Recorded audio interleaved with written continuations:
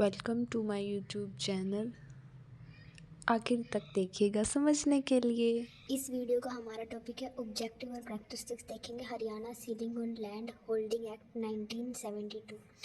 तो बेसिकली ये एक्ट किस चीज़ की बात करता है, हम इसका पहले ऑब्जेक्टिव देखते हैं। इन ईयर 1946 ऑल इंडिया किसान सभा demanded a maximum limit of land ownership of 25 एकड़ पर लैंड होल्डर। यानी कि ऑल इंडिया जो किसान सभा थी उसने बोला कि हर एक जो लैंड होल्डर है उसकी एक लिमिट होनी चाहिए कि कितनी एकड़ लैंड जो है वो होल्ड कर सकते हैं अपने पास। तो इसके अंदर 25 एकड़ बोला गया। उसके बाद economic programme committee headed by Pandit Jawaharlal Nehru recommended the maximum size of holding should be fixed. यानी सबसे पहले इन्होंने बात की थी कि फिक्स होना चाहिए जो साइज़ है लैंड का, या जितने भी वो रख सकते हैं अपने पास। The surplus land over such a maximum should be acquired and placed at the disposal of the village. तो जितनी भी सरप्लस लैंड होगी उसके अलावा जो इसके अंदर हम उसे परमिसिबल एरिया बोलते हैं, जो जितनी मैक्सिमम लिमिट बताई गई है उसके बाद बचती है जो उसे बोलते हैं सरप्लस लैंड, तो उसे डिस्पोज ऑफ कर दिया जाएगा विलेज को। At the time of 1949 Congress agrarian reform committee chaired by J.C. Kumarappa suggested a ceiling on land holding which was to be 3 times the size of an economic holding। Example दिया गया यहाँ पे which would give a reasonable, यानी कि ऐसी होनी चाहिए वो लिमिट जो एक परिवार को एक स्टैंडर्ड लाइक उनका उनका अपना भरण पोषण हो जाए अच्छे से। और इसके अंदर बोला भी at least a pair of bullocks, यानी कि एक लाइक बैलगाड़ी होती है जो उनके पास एक होना चाहिए, एक बैलगाड़ी अपने परिवार का लाइक भरण पोषण करने के लिए। उस टाइम के अनुसार ये बात थी। उसके बाद with the first 5 year plan के अंदर क्या बोला गया है कि हर एक यानी कि लाइक इंडिविजुअल है कितनी लैंड होल्ड कर सकता है, इसके ऊपर एक लिमिट होना ज़रूरी है। उसके बाद फिर 1953 में इन्होंने बोला कि स्टेट गवर्नमेंट के पास इमीडिएटली उनको ऐसे एक्ट बनाने पड़ेंगे, क्योंकि ये सब कुछ किस चीज़ के ऊपर बेस्ड है, जो हमारे मेन की जो सेंट्रलाइजेशन नहीं होना चाहिए मनी का कुछ लोगों के हाथ में, एंड ऐसे ही लैंड का सेंट्रलाइजेशन सिर्फ कुछ लोगों के हाथ में नहीं होना चाहिए। उसके बाद देखिए इससे पहले जो 2 एक्ट होते थे, Punjab security of land tenure act 1953 and PEPSU tenancy and agriculture lands act 1955।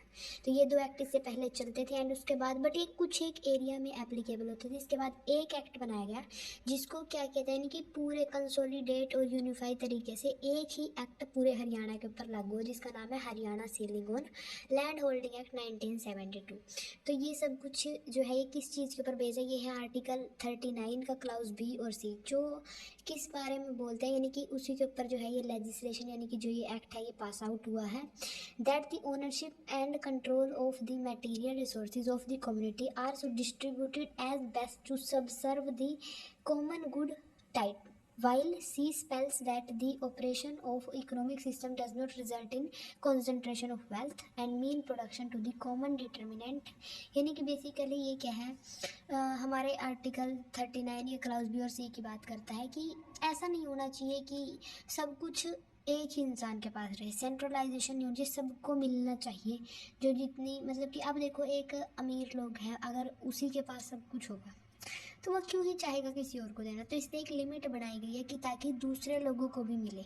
इस एक्ट में ऐसे ही होता है जैसे कि अगर सरप्लस एरिया होता है तो उसे जो गवर्नमेंट एक्वायर करती है, एक्वायर करने के बाद उसे BC यानी कि बैकवर्ड क्लास SC ST के उनको लाभ देने के लिए उसे इस्तेमाल किया जाता है, जिससे कि जिन लोगों के पास जो लैंडलेस जो हैं लोग उनको उससे फ़ायदा पहुंचाया जाता है कि ताकि जो वो अपनी लिविंग निकाल सके, यानी कि वो अपनी लिविंग के लिए अपने लाइवलीहुड के लिए कुछ ना कुछ कर सके। इसके बाद करैक्टरिस्टिक्स है the act has no commencement date, यानी कोई कमेंसमेंट डेट नहीं है। इसको प्रेसिडेंट से असेंट मिली थी 22 दिसंबर 1972 को। इसके बाद इन view of section 6 read with section 6 जो जिसको रीड विद किया जाता है 3 का clause C, it gives retrospective effect, यानी कि ये जो एक्ट है 1972 को असेंट मिली उससे पहले भी लागू होगा क्योंकि इसकी कोई भी कमेंसमेंट डेट नहीं है, इसका रेट्रोस्पेक्टिव इफेक्ट है।